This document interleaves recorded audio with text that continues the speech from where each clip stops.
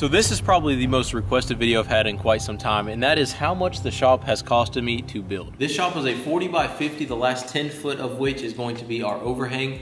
The actual utility space is 40 by 40, and the eave height is a 12-foot eave height. I think our peak is around 14-ish foot. Keep in mind we're in the middle of paint, so if you see the paint on the walls looks kind of weird, it's because we're in the middle of painting it and we only got one coat on there right now, and we're gonna do 2 to 3 coats depending on how it looks after 2.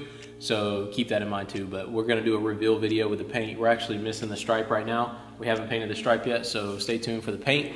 And also all the lights are on for the first time. You guys haven't seen all the lights are on yet. So all the lights are looking really good inside the shop. Once we get stuff in here and start filling up this space, the echo will kind of chill out a little bit because we got insulation through the whole building.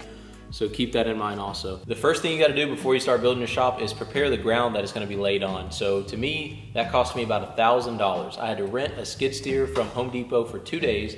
I also had to buy a chainsaw to cut down a couple trees.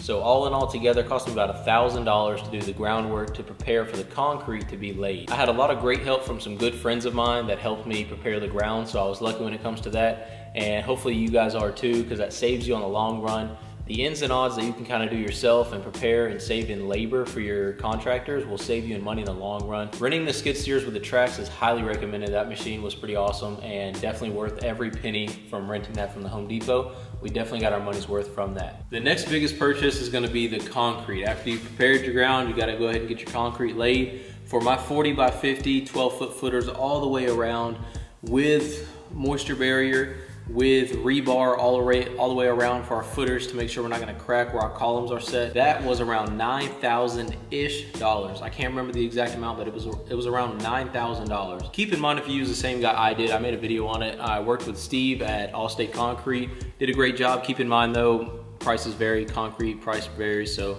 if you use the same guy, just kind of keep that in mind. Also, in your area, labor might be twice as expensive or less expensive. I have no idea.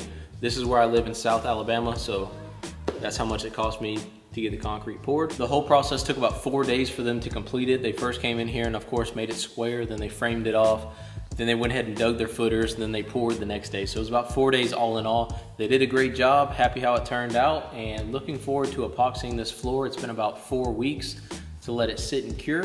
And we are gonna be epoxying this floor as soon as we get all the paint work done and the drywall finished. After your concrete's set and your anchor bolts are set and everything's good to go with your anchor bolt plan, the next thing, the biggest thing, is gonna be the building, the kit. So I'm gonna talk about how much the actual kit costs, the red iron kit from Big Red Metals in Slocomb, Alabama. Highly recommend them.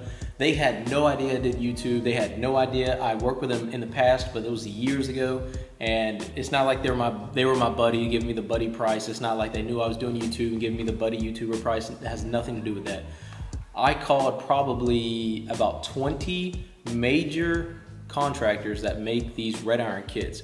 And right here next to my town, Big Red Metals in Slocomb, Alabama, they actually had the best price by quite a bit. And I was really amazed by it. And I was happy to be able to support a local company.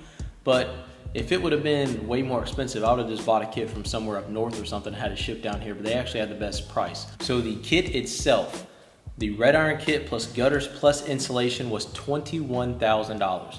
That, keep in mind, 40 by 50, 12-foot eave heights. This red iron kit, I mean, you can check out the rafters. This is not you probably have heard of a red iron kit being cheaper than this in the past, and I've seen some absolutely trash red iron kits. Never gonna put a name out there, but there is some trash red iron kits out there on the market. Do not be fooled, guys.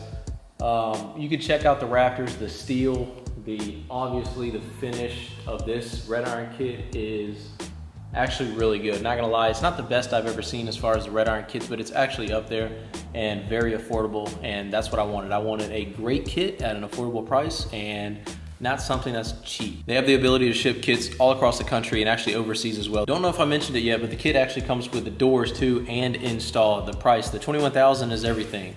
Insulation, roof, walls, doors, installed doors, 10 by 10, 10 by 12, and a 10 by 10 roll up. They're pretty good doors, and they're actually, the fit and finish of them I'm pretty happy with. We're gonna drywall all around it, so you might see, we're kind of in the middle of drywall and paint right now, so keep in mind that when you're looking at the doors. But We wanted the doors to be in there before we drywalled around it, just so we can make sure we're not getting in the way of the doors and their supports. So the very next thing we dealt with after the building was up is our drainage, because we didn't want water to get in. Now, in my backyard, we have a slope coming right into the shop, so we had to deal with drainage from the get-go. Neighbor's yard is completely, they almost look like they're getting water in their home almost. Let's go check out the shop concrete and how it's turning out. We're already planning on building a French drain and a drainage system around the entire shop, but check out this river. It's just flowing right into the shop space over here. You guys can see, me and Jonathan came out here yesterday and it was already starting to get a lot of water, but this is 4 straight days. If I was to have supplies in here right now, this is just a straight river running straight into the shop, which we knew we were gonna have to deal with this. You know, as soon as we poured the slab, we knew exactly what we needed to do, so this ain't a surprise. So drainage was about $1,000. That's the drainage pipe, that's all the gravel, that's the drain basins, that's the everything. That's the holes being dug. The drainage rock was definitely the most expensive stuff, but the piping was fairly inexpensive. We got about 115 foot of it, maybe 120 foot. And the drainage was roughly about $1,000 for the shop. So you definitely need drainage, and that's how much it costed us. Again, a couple of good buddies, we knocked it out in a weekend and turned out pretty good, I think. After we got the drainage done, we needed electricity. The electricity was pretty expensive, and he's actually still working on it. You can see my panel over there is opened up, and he's actually finishing up the switches, but all the power is ran. We got the air compressor out back with the air line coming through. We got running water out here. We got electricity. You got like, I think 20 outlets in this thing, and we got two 220 volt outlets over there. And my new welder is actually on the way, so I'm very excited to try that thing out. I haven't had really any experience when it comes to welding, so I'm gonna be learning, so stay tuned for that, guys. And also, if you're new to the channel, make sure you're subscribing and hitting that push notification bell, because we build trucks on this channel, and we're gonna build a lot of trucks in here. Old trucks, new diesel trucks. We're gonna be doing a lot of stuff in this garage. So if you're new, make sure you're subscribing, giving the channel a shout and some support. So now that you guys hopefully hit that subscribe button, let's talk about the electricity cost. So the electrical cost, I'm at it, I'm still working on it, still buying little ins and outs, but we're pretty much 95% done. And I'm at about $5,500 when it comes to electrical work. That's the heavy duty gauge wire running from the house under the ground direct burial all the way out here. That's the plugs, the outlets, the switches, the box, that's the labor, that's the running the lights, that's all the boxes in the ceiling, that's everything. So about $5,500 roughly is how much it costs to get electrical work done out here and have it all done. At first I was thinking about doing the electrical work myself, but then I thought quickly, no, I don't have any experience in it, don't want to shock myself, don't want to have like a safety hazard. So I definitely wanted to hire somebody that knew what they were doing, and that's what I did.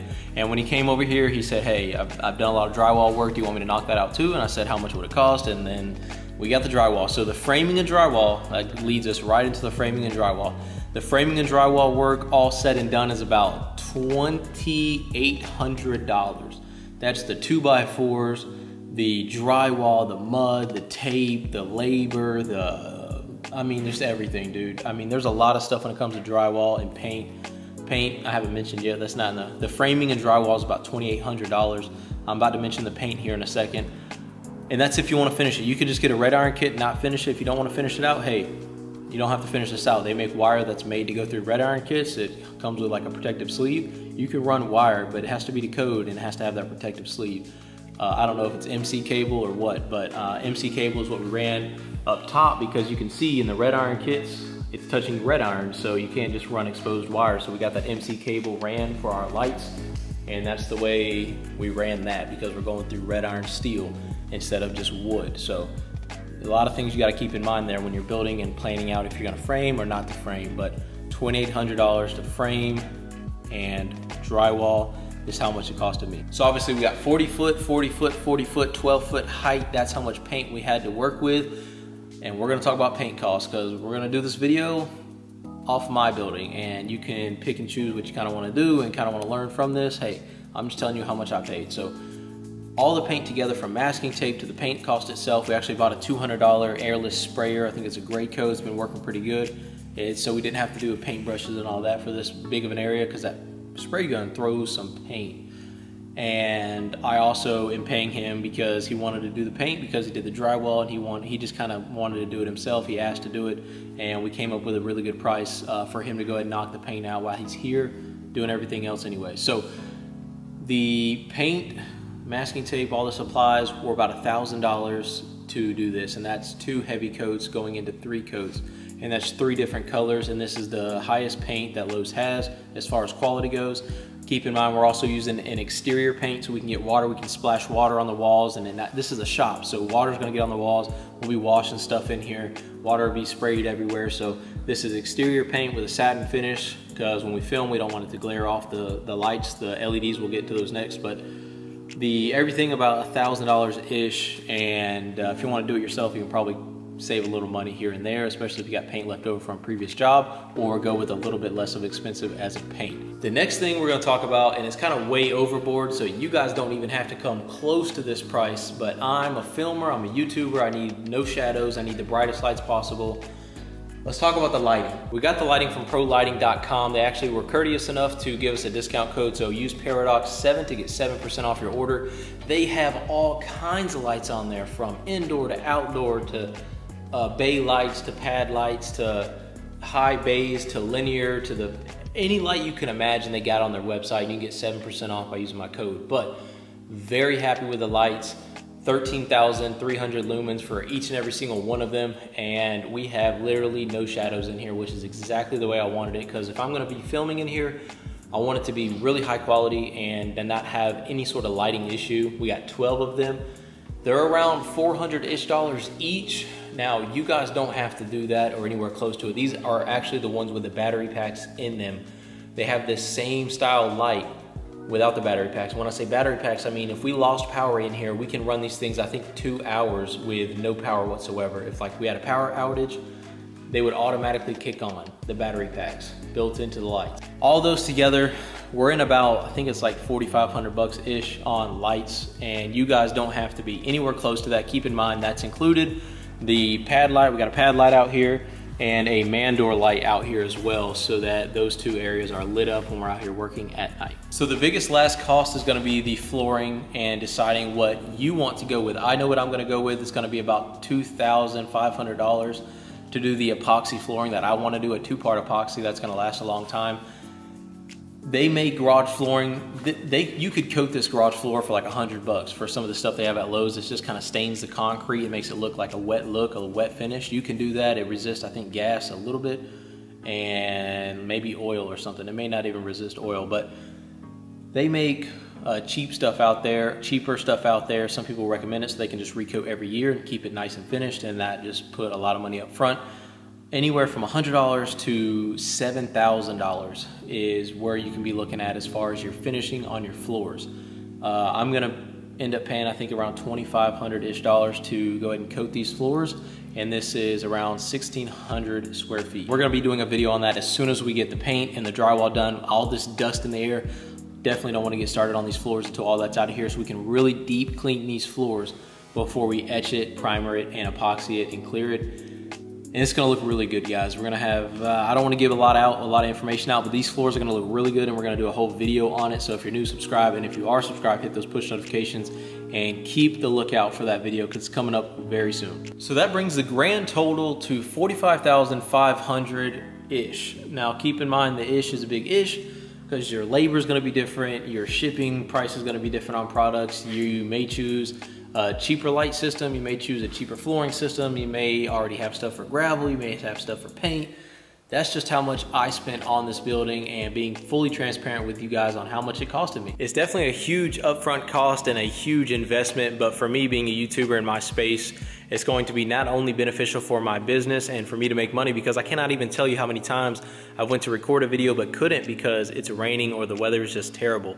But now that I have this space, I can still come in here and work and be able to make money. And also, it's gonna be good for the property value of the house, and long-term, being able to come in here, get work done anytime I want, whether it's light out, dark, doesn't matter anymore. Used to, I couldn't fit a truck into the garage because the truck was too big and the garage was only 7 foot high. Now that's not gonna be a problem. I got 12-foot garage doors. So there's a lot of things that went into making this decision, and just make sure you're making the right decision for you and your family, and you guys will be all right. So hopefully this video can help somebody out there. I got this video requested a ton, so I hope you guys did enjoy it. If it did help you out, let me know down in the description below. If you have any questions, just drop them down in the comment section down below. And also, if you're new, make sure you are subscribing, because we got a lot of work left to do.